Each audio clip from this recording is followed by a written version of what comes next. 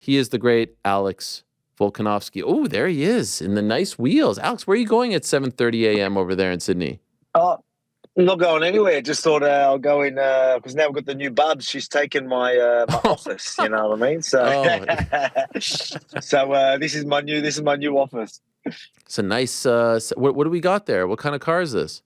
A Jaguar. So this is a Jaguar. This is the car that I've been driving for a while now. F-type Jaguar. Okay, where does the Little beast. I love it. where does the car seat go for the baby? Where does that go in the back there, or? It's a little sports car. This is just zooms me to training and back, and I got the big car next to us right here. So that's the family car. I love it. All right. Well, good to see you, Alex, and thank you for doing this. I appreciate it. Obviously, there's a lot to talk to you about. And the first thing that, the last time we saw you, and I know you did an interview earlier this week with the Who the Fook podcast guys, episode 100. Shout out to them. Good to see, local boys doing well. But I was just curious, like, how you are doing, because it was a little bit different and hard and unique to see you in that state. We had never seen you in that state before. And so it's been a month and change since. How are you doing post Abu Dhabi? Oh man, I'm sweet. So it's obviously it's a bit of a tricky one. The reason why I say it's tricky is obviously people see me at my most vulnerable, as I've said quite a few times, which I'm glad people got to see that. But at the same time, everyone, I'm hoping everyone knows that I'm all good. Like, you just see me literally after I just got head kick knocked out. A few things are a bit uneasy, them few months, right? And then that happening, and then being, you could say concussed, being a bit emotional, and then going straight to the press conference, and people seeing that. So again, if the timing was different, it probably could have been a little bit different, that press conference. But I'm glad people got to see it. The people that have reached out in a positive way, it's been incredible. So I'm glad, because everyone gets a little uneasy, a little uncomfortable, sometime in their life. You know what I mean? And I usually deal with it really, really well. I'll go, a few things, a bit of pressure, a few things are happening, and then I'm all good. I'm usually all good. But then this fight came. And then obviously it was just about the timing and all that. So let me sort of explain what I mean. So straight after, obviously, I got knocked out, because I was a little bit, with the surgery, I wasn't in the gym much with the newborn. I wasn't able to get to the gym. And for other reason, I wasn't in the gym too much. So I wasn't able to really do too much training. I was drinking a fair bit. So I wasn't the same guy that I usually am. And when this fight come to me, it brought up, I'm like, this will snap me out of it a little bit, and just get me back into some real good structure again. Let's do it. You know what I mean? It's meant to be. I've told myself it's meant to be. And then obviously straight after that fight, I'm like, what a stupid decision. That's just how that's where my head was at the time. Like, you made a stupid decision, because of where you were, and now look what's happened. And then I just sort of broke down. And then that's when I literally walked to the press conference straight after that. So, but now that I've had time to think about it, I stand by my decision taking the fight on short notice. Because as I've said to you many times, as I've said, and, to many people, I am that guy that will step in on short notice. I will take on them challenges.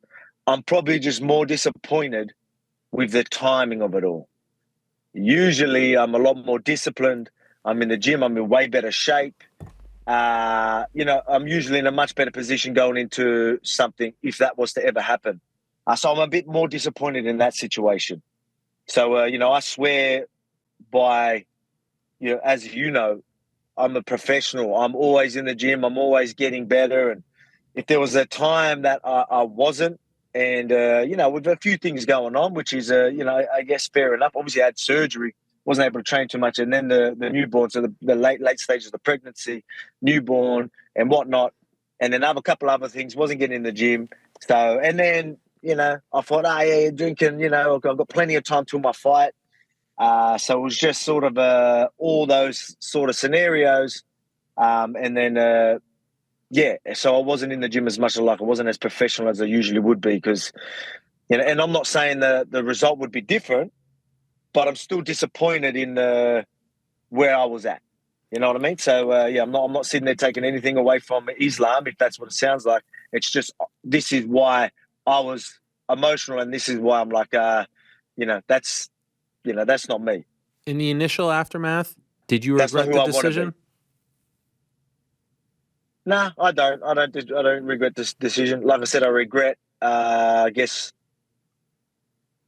yeah, the timing of it, or where I was at, where with Yeah. physically and mentally, you could say. Well, just where I was, not in full control of everything, as well as I usually would be in the gym, ticking all the right boxes and whatnot. I just wasn't doing that. So then, especially not knowing that I wasn't fighting till January. I know that doesn't seem too long for some people, but for me, everyone always wants to bring up the age and whatnot. So that is something that's always going to be there. It's like, hey, I know I'm in my prime. I know I got a good couple years in me. I believe. So I know, but I know the time's ticking. So I've got to get to work. So you got them pressures of like, all right, how long is this going to last? You know what I mean? And so when I'm not in the gym, getting better or training for camp, I feel like, oh shit, my time's ticking. So you get them little pressures. Again, once I know I'm done and the career's done or whatever, all right, I can pursue other things, business and all that. Put energy in just family and business. So that's how I can tick my boxes. But right now, I'm going to make the most money I can, especially right now, while I'm fighting, while I'm in my prime. So let's get to work. So that's why you hear me say, let's keep me busy. It's not just keep me busy because my head's going crazy the whole time. It's just I know that, all right, there might not be as much time as most people. I still feel great, but how long is that going to last? Sure. You know what I mean? So but now, so again, I just wasn't happy with the guy I was going into that fight. But that guy that I always am happy with, he's back. Okay. He's in the gym. He's kicking ass. He's passionate. He's not only enjoying training, he's loving it. He's more passionate than ever. He's more driven than ever. You know what I mean? More happier than ever. Everything. It's just everything is all going. You know what I mean? I've got a date ahead. I'm already in camp. I usually don't start this early, but I just want to have a nice long camp. Obviously, with the concussion, I'm lucky enough to have a great team behind me, and Mick Baines and Chris Jaffrey at Health Hub, and even my doctors. They've dealt with thousands of concussions through football, rugby league, and whatnot. So I was lucky enough to do that, play it as safe as possible. Follow all the protocols back into training, and obviously no symptoms. Everything's all good, and we're back to full steam, baby. So I'm very, very happy with where we're at. But again, just to sort of finish on that note, again, I am sort of glad people got to see me in that vulnerable state because everyone gets uneasy sometime in their life. You know what I mean? And the amount of fighters that have reached out, the amount of successful people in other, not only disciplines, other careers, the amount of people that reached out, it's incredible. Everyone gets uneasy, but it's just how you bounce back from it. The beauty is people got to see me like that. Again, usually as a camera not in your face at your most vulnerable. There was for me, but all good. I'm glad people see me like that. I'm not ashamed of that at all. You know what I mean? So I'm all good with it. But I just want everyone to know I'm all good. Yeah. But now everyone gets to see the bounce back.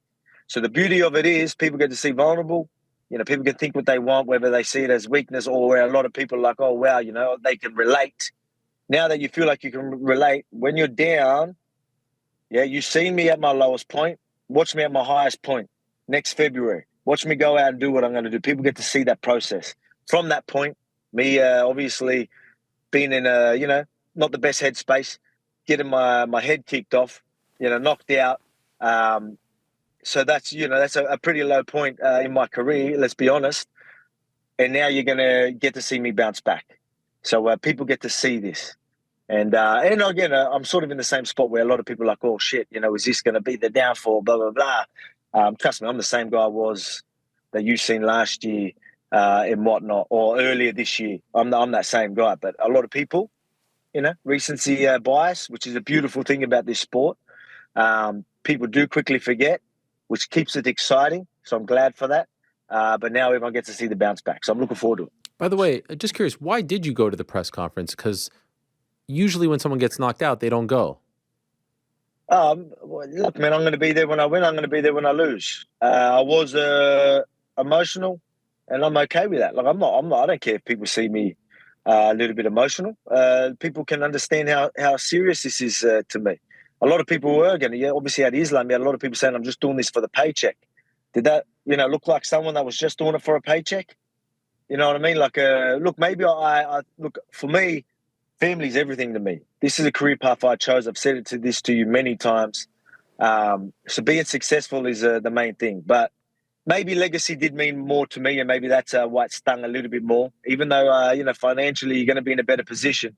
But, maybe, again, where my head was at, and just I wasn't as disciplined as I was. There was a couple of other things that made me a little bit unhappy with of that situation. But then maybe the legacy thing is, is definitely means more to me, which I knew that. That's why when I was hearing people say this is a win-win for Alex, there's no lose situation, you would see me sort of get annoyed. Yeah. I'm like, what are you talking about? I'm like, there's this rematch I have to do against one of the best fighters in the world, moving up on 11 days' notice, a rematch where controversial, and now I need to do it in these circumstances. I never get this chance again.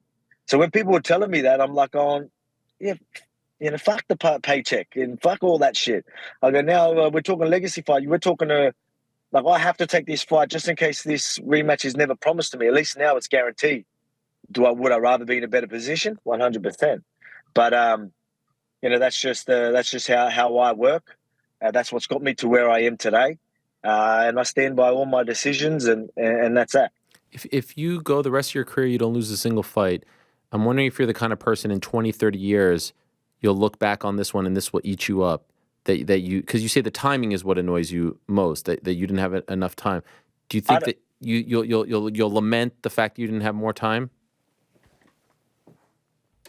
Timing, I don't think it's a timing. Like I said, obviously you heard me fight week, and a lot of people like, oh, you were saying all this. Look, I'm going to tell myself these things. I believed it. I literally thought I was going to go in there. I didn't care if I didn't have many sparring sessions. I don't care if I didn't have too many or training and whatnot. I believed I can do it, and I really put that in my head. It's just, maybe I'm a little, delusional, right, in that sense.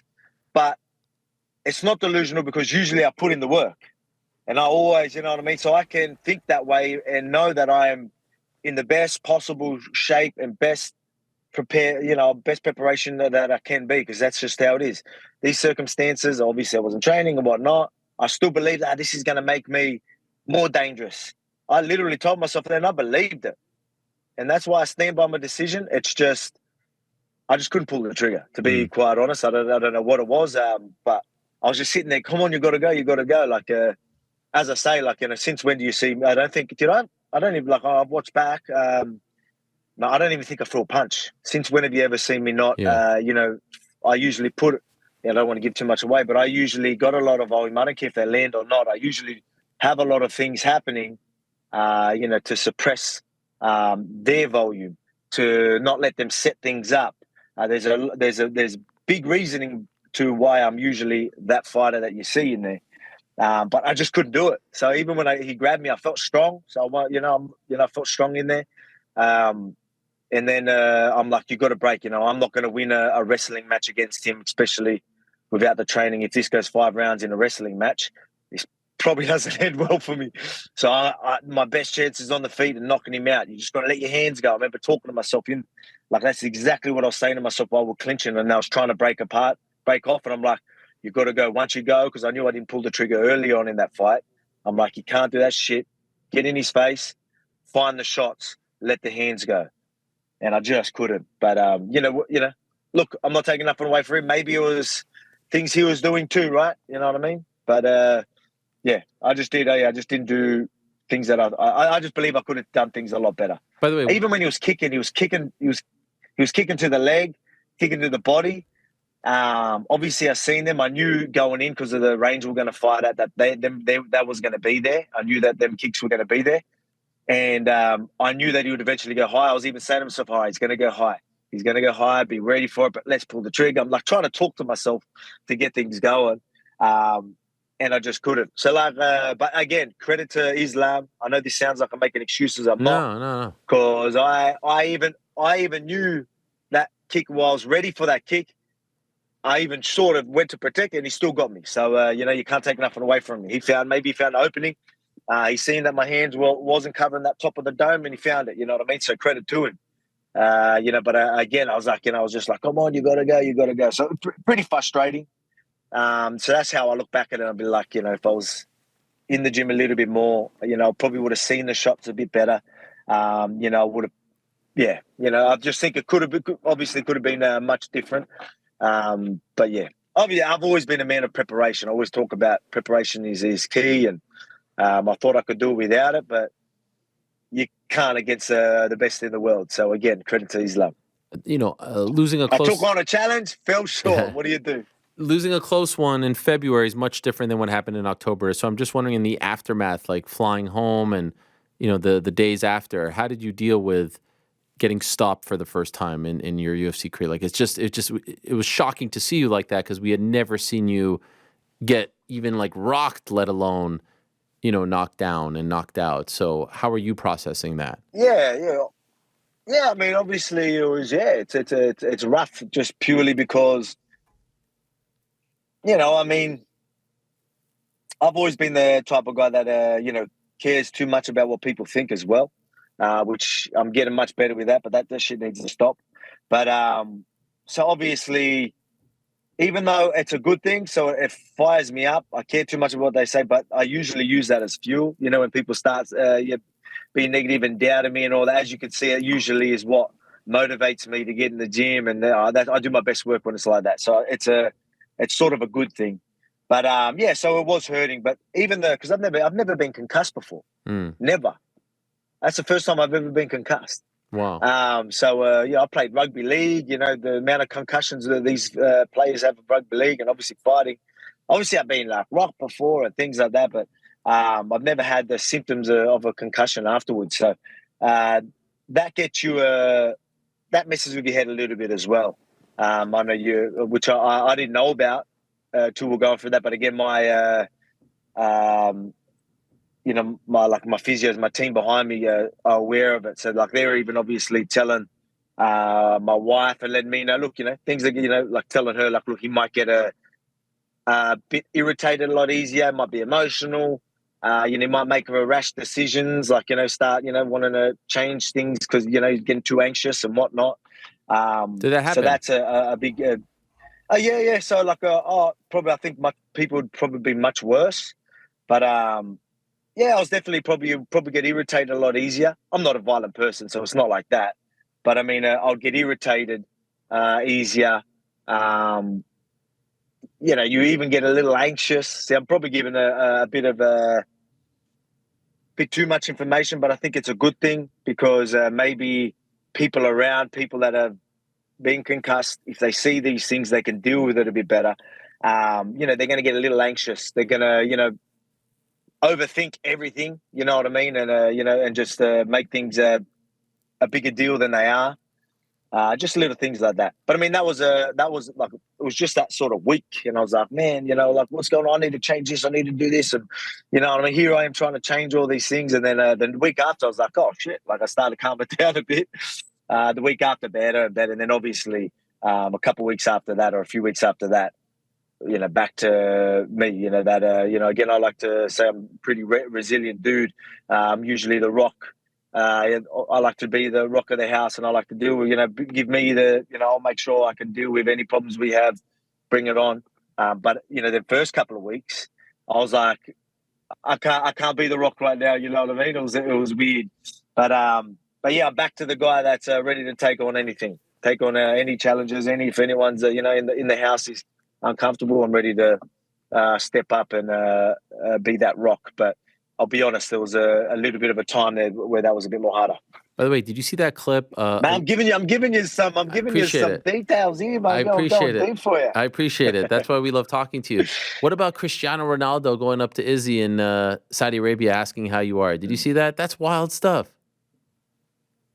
It is wild. Like I mean, like I said, you'll be surprised at people. Like, so he actually, so he was saying that I messaged Volk, so Yeah. like we've been chatting. Wow. So, but yeah, like, oh mate, yeah, incredible. So I mean, like, What did he write the you? Do you amount mind of saying? people Do you mind sharing that what he wrote? of what's that? Do you mind sharing what he wrote to you? Like Oh, to just obviously, oh man, just obviously head up and things like that, and then the conversation obviously rolled on because he really wanted me in Saudi Arabia, as you can see. That's what he's saying to Izzy as well. He wanted to get a massive card over there, and I'm like, look, if anyone can do it, like, I'm sure you can influence that decision quite a bit, mate. So yeah, so I obviously wanted to go over there, but it's just I guess it's just not working out. I wow. don't know. I don't know what's happening with that. Like, obviously was scheduled for January, but we talked to the UFC and told them, look, my team, even though I could have done it, just would have been rushed. Yeah. Again, we wanted to do things the best possible way. Again, where I've got a very professional team around me. I'm professional. Even though I could have maybe snuck it in the January, it was something that we didn't want to mess with. That extra month definitely gives us plenty of time. So I'm already back to full training. I've already started camp. Like, I'm already doing meat grinders and whatnot, and feeling good. So I've got plenty of time. So yeah, I'm excited. Can I ask you about the video that Ilia dropped when the fight was announced with the rose and everything? What did you make of that? I mean, it was a pretty impressive sort of production, to be Yes, honest. it So I was was. like, they got like I mean, he's got like a proper producers around and all that. Like, I thought it was pretty. Look, I didn't get it as much. I think I don't know his full story, so I don't get it. So I don't want to knock him too much. I know he does give roses. Um, you know what I mean? Like, I don't know, like whether it's an audition for The Bachelor. I don't know exactly what it is, but it was very well done. I don't know. I don't get. I know he gives a rose, so I I think it's think a Matador that means thing. he's giving me the rose as well. Matad Maybe there's a bigger meaning. Okay, yeah, Yeah, the because Matadors. he's a matador. All Yeah, right. exactly. And Yeah. what do they do? Stuff with roses? Yes, yes, yes. They do stuff with roses, do they? Yeah. Okay, well, there you go. So there's probably a bigger story behind it. Yeah, I missed that at first. It just looked pretty romantic, to be quite honest. But yeah. So I mean, it was well done, though. What do you make of Ilia? Are you a fan of his style? Do you feel like he is being rushed in this spot? Has he Oh, earned his look, stripes? I think maybe rushed. That doesn't mean he's not. That doesn't mean he's. I'm not saying he's that good, but I mean, like, he could be as good as he's saying. He could be as good as what everyone's saying, but he hasn't been able to prove that yet. So that's what I say when he's carrying on like, how good am I? It's like, going, look, you could be that good. Maybe February you show me that, but till then, till you first someone at this level. No offense to him, but he hasn't. And until you show the world and myself something different to what you've done, like, don't get me wrong. Again, I still think he's a great fighter, but I mean, it's just the same with Ilia turning up to all his fights. I haven't seen that elite stuff yet. You know what I mean? He might be able to show that February. So I'm not trying to knock him. When I sit there, and it's just, you'd think the way he's carrying on, that, mate, he's knocking out everybody. No one wants to fight him. Like, literally the way I got to the title, or you know what I mean. Like, you'd think he's just doing what all these other guys, which he hasn't. You know what I mean? And again, that doesn't mean he doesn't deserve it. He is clear the next guy, but he needs to do something February to sort of show elite level. He needs to show us something, because right now I haven't seen it. And again, it doesn't mean he's not elite. He might be in the gym. He looks like he's a durable, tough, how could I say, fundamentally very well in all aspects of the game.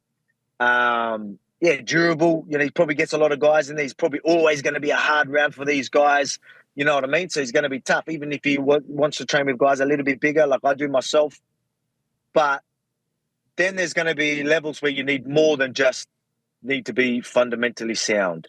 Like, if he thinks he's going to be able to out wrestle me, with with what I've seen, like, you know what I mean? Like, he needs to show more than what he's done with the wrestling, a lot more. If that's going to be a threat submission wise, a lot more. Because if he's going to go out there and be able to dominate me like that, that's in a sense where take me down and submit me. It's never been done before. So he's showing something that like no one's been able to do. So, and if he's that good and he goes, all right, he can show us that. But I haven't seen him do anything more special than any other of the guys that I've faced. Doesn't mean he's not that good, but he needs to show me that. And then with the striking, again, durable, powerful dude, very fundamentally sound, well trained. But again, just it's so much more than that. It's so much more than that. That's all. I'll leave it at that. I'm wondering if you think the UFC wants him to win, and the reason I asked this question is because, as you know, some people have to take the long, hard road to even get to a title shot. Scratch and claw. Look at the likes of Arnold Allen. Couldn't even get the title shot, right? He had to fight a Max Holloway, and then or you know, a guy like Leon Edwards, you know, or a Tony Ferguson. And as you say, there's no like signature number one contender win there. And so, do you feel like that's part of the reason why he's getting this? Oh, I mean, there's a few things. Obviously, he's the clear guy. You know, I even, you know, everyone's, you know, he might act like, oh, yeah, I'm like, man. Put it this way, if I didn't probably do that face-off with him, and me mentioning his name, he probably wouldn't have got it as easy as he did. But as I've made it clear time and time again, I want a number one contender. So I'm the one pointing out these guys. You know, I'm like, oh, yeah, let's do it next, bang. You know, I'm like pretty much calling for my next fight straight away. And I did the same after Yair. And obviously calling out Ilias. So he was always going to be clear. But the thing is, you know, yourself, the UFC, they're clever dudes. They're obviously, you know what I mean? There's so many steps ahead. Like, you know, they obviously cover, if this happens, then we do this, this, this. If this happens, we do this, this, this, this, this. So do they have plans for him? Of course, they have to. They have to see what's next. But I mean, I'm sure they've got plans for my case. I go out there and dominate, which I plan on doing. There's obviously going to be plans moving forward for them. You know what I mean? I guess we've got to see who would be next. That's a good question. But you get what I mean? They obviously levels and steps ahead. And that's just how it works. So I'm sure they got plans. I think he mentioned about Spain. I reckon that is something, a possibility. I'm sure they want to go over there. Yeah, I'm sure it's a big market. He's got a big following over there. So at least he gets a title fight and gets to build a bit of hype there. He ain't getting the belt, so I'm going to ruin all them plans. But at least he gets to boost a bit of hype over there for the next few months. But I promise you it ends there. I know this may be a hard question to answer, but I'll ask it anyway. Sometimes when someone is coming off their first, you know, stoppage loss, they turn into a different fighter. GSP talked openly about this, how the loss to Matt Serra changed him for a very long time. Is there any concern in your mind that you are now a different fighter as a result of what happened in October? No, I've never been careless anyway. You know what I mean? I'm not a careless fighter. We're always strategizing, and obviously the goal has always been hit them and not get hit. You know, I might, I wouldn't say I don't take risks. Obviously, you're going to put yourself, I might throw a lot more offense and you might get hit sometimes, but there's always strategy behind it.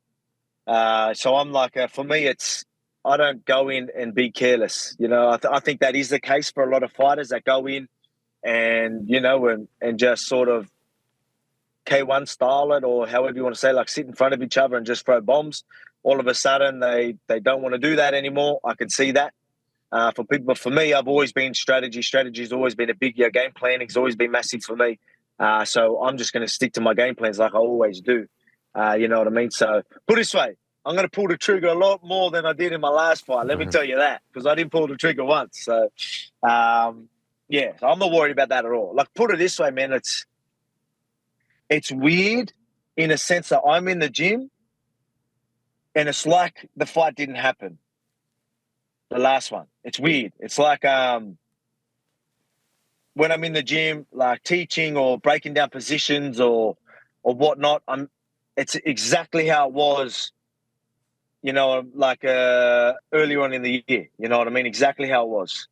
Where it's not like, you know, when I'm talking about positions, I still got The confidence is still there when I'm explaining positions. This is what I do, and I always do this. You know what I mean? It's not like I'm doubting myself I don't doubt myself at all.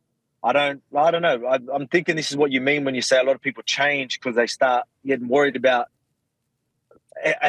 That's not the guy turning up in the gym. That's all I can say.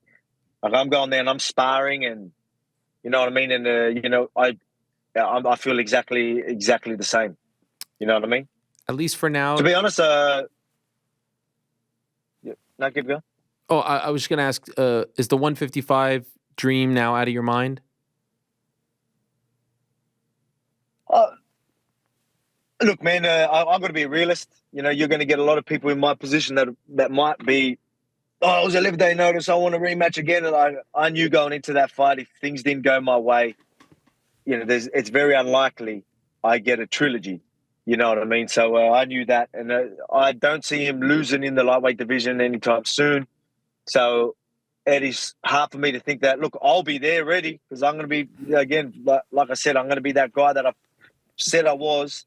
You know what I mean? I'm going to be training. If there's injuries and someone needs a late replacement, people are going to think I'm mad, but I'm going to do it again, especially for the lightweight, because I feel like that's going to be the only time I can do it. Unless he does move. I know he wants to move up, and if he vacates his belt, because I know he does a big cut. And then there's obviously that lightweight division. You know, there could be something there. Obviously, I would love that third fight. I would. But, I mean, I'm just a realist. I don't see that happening anytime soon. You know what I mean? Like, I'm going to be delusional to think that's the case. And I literally was thinking that before the fight even happened, that if things don't go my way, you know, that's what I mean when people are saying it's a win-win, a no-lose situation. What are you talking about? Like, I don't get this rematch that I want so badly. I want this rematch. I want this win more than I want the lightweight title. And now I'm doing it on 11 days' notice. And what do you mean this is a no-lose for me? It's crazy talk. So, but yeah, I knew that there was a lot to lose at. So I do believe that I will still try and chase that lightweight title. But I just got to be real with it. I'll do what I do in featherweight. I've got Ilia to worry about. I'll do my work, and we'll see. We'll see what happens after that. And could I just ask before I let you go? I feel like we are approaching a period here in 2024 where it's going to be Max again, where he keeps winning and knocking off these guys. Is there any scenario where and he's now like ramping up I want that fourth one. I want that fourth one. I don't know how you sell it, but there's going to come a point where is he? I don't know. I haven't seen that. Yes. And there's Aljamain going after him. So maybe he's a new face. He wants that fight. But would you ever consider a fourth one against him again?